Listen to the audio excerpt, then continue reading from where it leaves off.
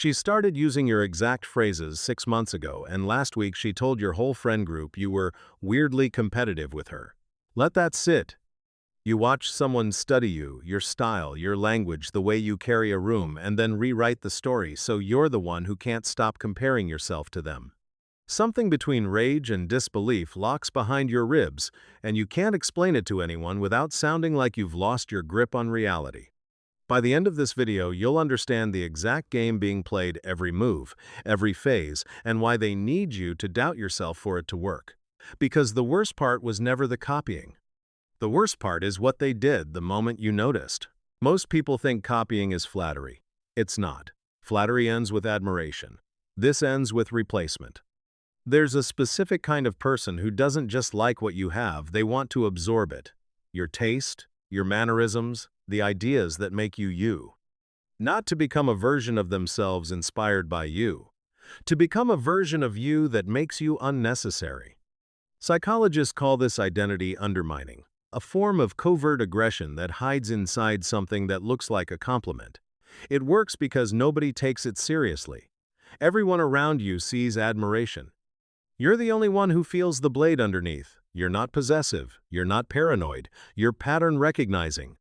The fact that everyone told you to let it go is part of the reason this game works.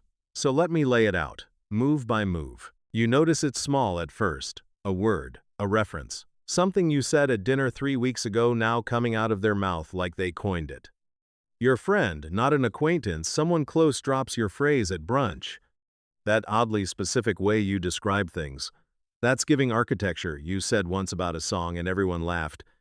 Now she says it, casually, without credit, without even a glance in your direction.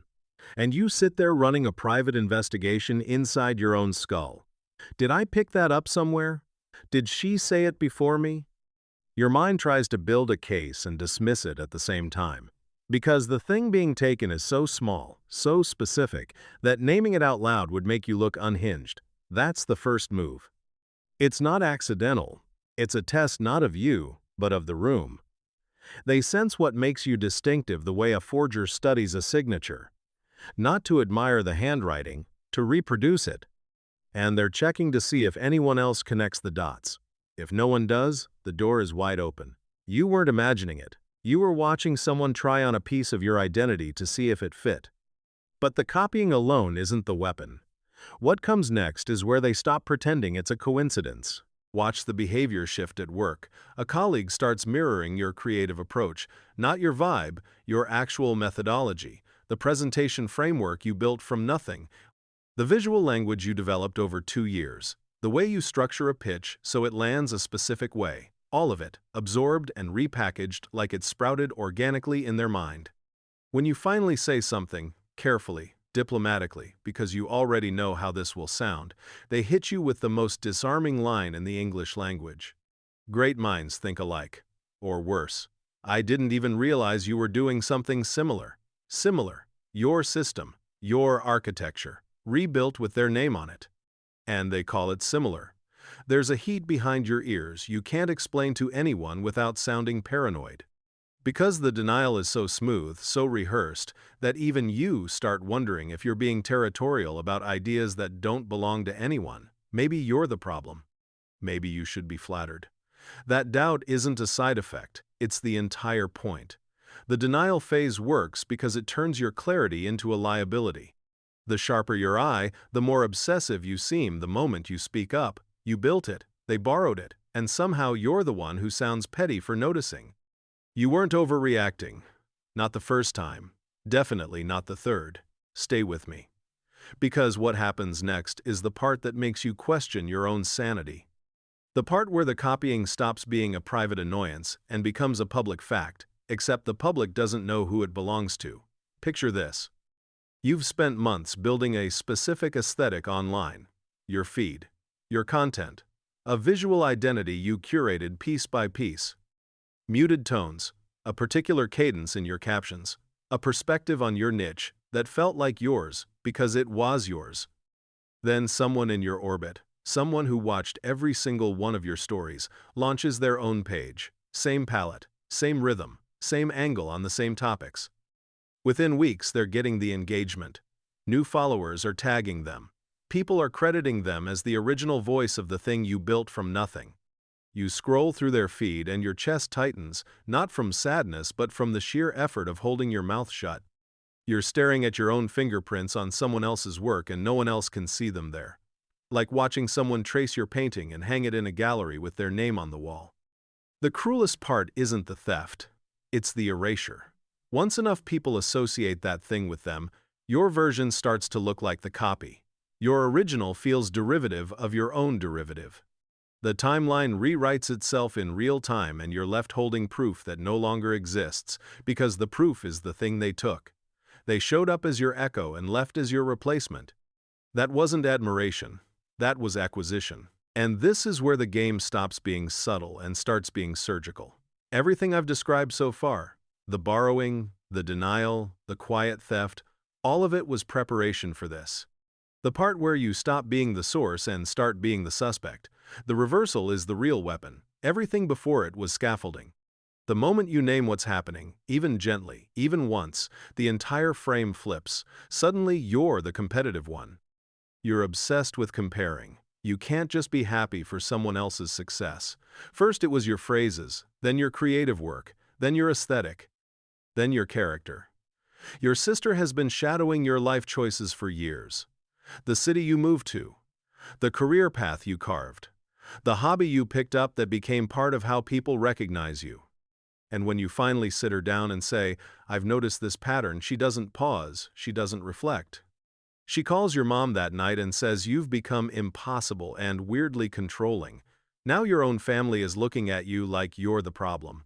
Like your awareness is a personality flaw. Like seeing clearly is a form of cruelty. There's actually a name for this phase. It's called the originality inversion, when the person who copied reframes the original as the imitator, the competitor, the one who can't let go. It's the cruelest stage of the entire game because it doesn't just take what you created. It takes your right to say it was yours in the first place. The copy called the original a duplicate. And the room believed it. And then comes the part nobody warns you about. You thought this was between you and them. A private tension. Something you could manage with the right conversation at the right time. That's what you believed was happening. What was actually happening was recruitment. While you were staying quiet, trying not to seem petty, they were building a version of events for everyone else. They told mutual friends you'd been acting different lately. They mentioned to people in your circle that you seemed really focused on what everyone else was doing. Nothing overt, nothing you could point to. Just enough to plant a question in every room before you walk into it. And suddenly people treat you with a careful distance. Not hostility, something worse. A quiet pity. Like they've heard a story about you that you were never invited to correct. They don't confront you. They don't need to. The distance does the work. Your own frustration starts to look like proof of exactly what was described. Remember that first move, the borrowed phrase you couldn't quite name? This is what it was building toward. Not the phrase itself. The narrative. A version of reality where they're the creative one, the original one, the easy one to be around, and you're the one who can't stop keeping score. You feel slightly insane. Like watching someone wear your skin and wondering why no one else finds it strange. You didn't imagine the pattern. The pattern is real. Here's the part that changes everything. They have to make you the problem. There is no other option. If they don't flip the frame, then what they've been doing has a name, and that name makes them the villain. So they rewrite your reality. Not because they're evil, because the alternative, admitting they built an identity from your raw material, is something their ego literally cannot survive. The rivalry you sensed was never real. There was never a competition. There was a source and a reflection. And the reflection got loud enough that you started doubting yourself. Your brain registers this as an identity threat, not metaphorically, neurologically. The same circuits that fire when someone physically crowds your space. That discomfort you've been carrying isn't insecurity. It's your sense of self recognizing it's under siege. And every time someone told you to let it go, every time you were told to be flattered, they were unknowingly handing the copy more cover. You were never the rival. You were the original. And the moment you stop defending your originality is the moment they lose all leverage. You don't owe anyone a side-by-side comparison. You don't need to build a timeline proving what came first. The people who watched closely already know. The people who didn't were never paying the kind of attention that matters. Tell me, what did they take from you? Drop it in the comments. You don't have to explain the whole story. Just name the thing. If this is your first time here, subscribe. This channel exists for the things no one else will say out loud. They can copy the moves, they can't copy the source.